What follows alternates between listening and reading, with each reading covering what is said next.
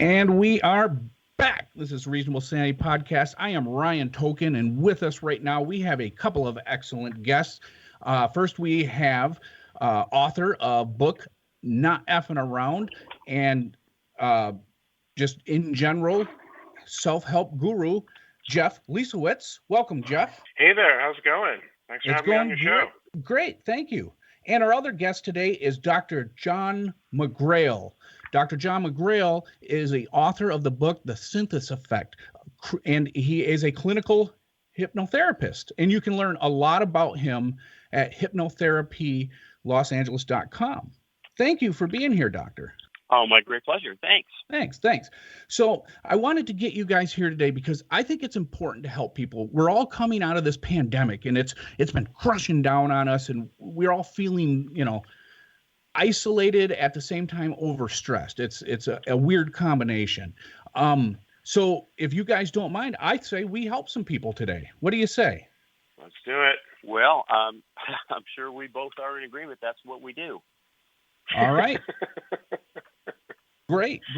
Looks like we have a caller on line 2 with a question. Go ahead, caller. Sorry, maybe that wasn't line 2. Carol, was that line 2? Or line 1? Line 2's there. They're just not saying anything. I can bring the next one on. Hello? There he is. Yeah. What's your question? Well, my name is Dr. Dwight, but I prefer you don't call me doctor because the doctor title is for pretentious assholes. But my question is, when I use my garbage disposal to wash things down the drain, do I need to run hot water or cold water? No, this is for like self, like personal improvement. Yeah. That's what I'm saying. I'm starting to try to recycle and reuse. But when I try to use the garbage disposal, I scrape off my plate and the trash goes into the disposal. Do like hot water or cold water? Because I don't know if it makes it hot. Does it ruin the disposal or no? Either you guys plumbers? I didn't see that in your bios. That is not our expertise. I would suggest looking at the internet. It tells you everything. Yeah, that's a good place to start. Hey, hot or cold? That's you say you have a doctorate. All I'm asking is hot or cold. Use your fucking brain. Okay. Go ahead, disconnect him. Sorry, gentlemen. Sorry about that. Carol, line up. He had a completely different question when I screened him. Yeah, I was gonna say line up somebody from our Patreon, please, because then we know it's good. Line 4 is open though. Let's do our commercial just 1 second. Guys, we'll be right back with Reasonable Sanity Podcast. Time Life Music brings you a strangely obscure music collection, the PLA Collection, stocked with all the hits the PLA could muster up before they got old and irrelevant.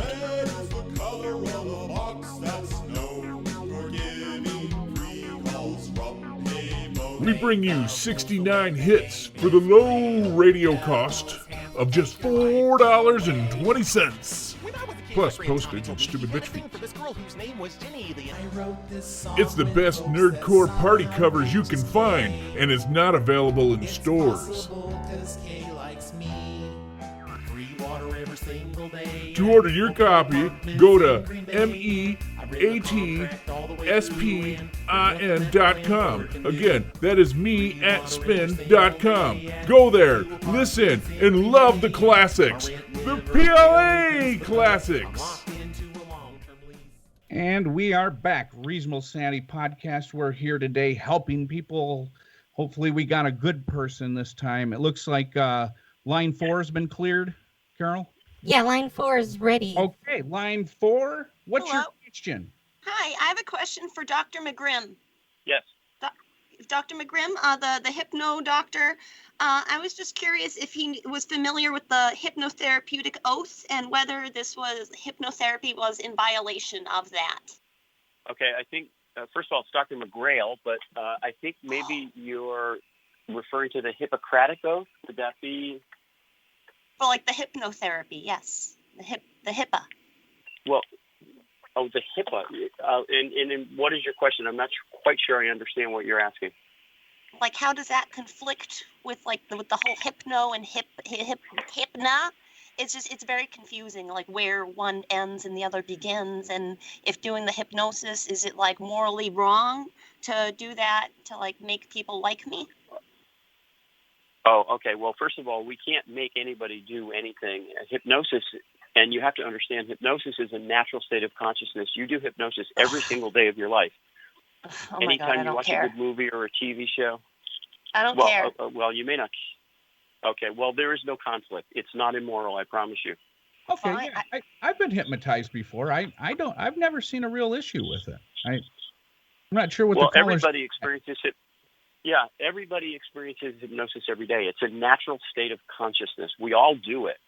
And as I was trying to explain to the listener, whenever we watch a movie or a TV show and have an emotional experience or read a good book and we can't put it down, or we daydream or zone out on the freeway and we get where we're going and we can't remember how we got there, those are naturally hypnotic moments.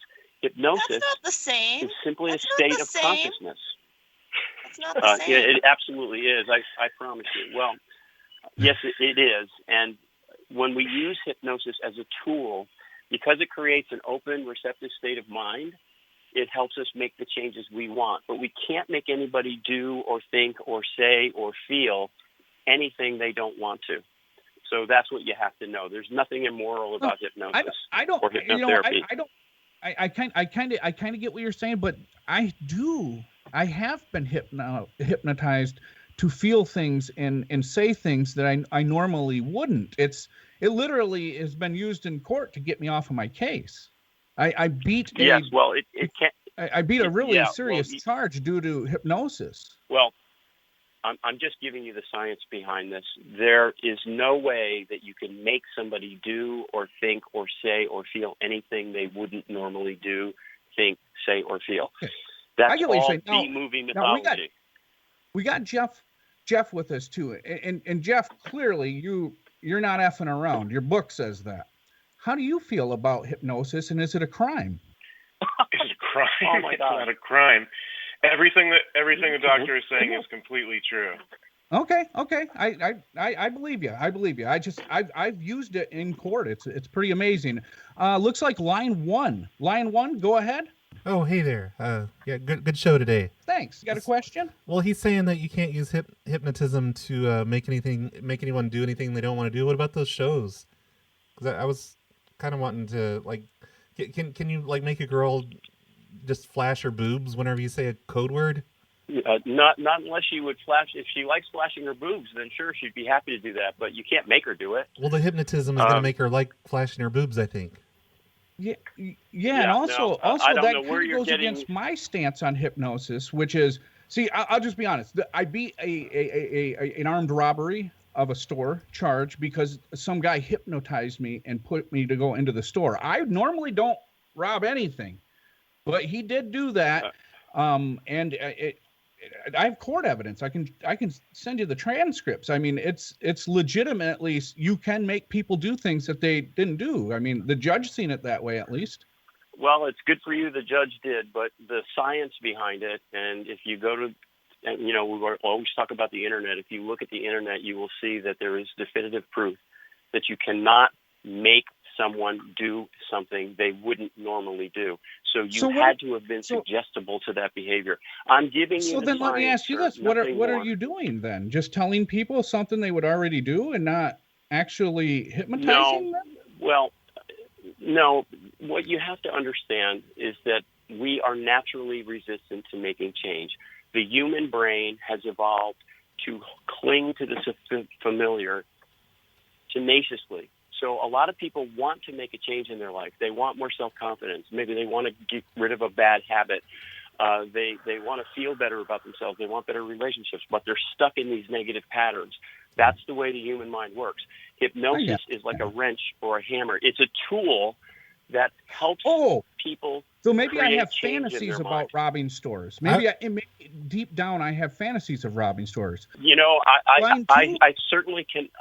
Hey, I'm still here. Don't pick that. up line 2. I'm on line 1. I was at the county fair, and there's a hypnotist, and he hypnotized people on stage to do crazy things.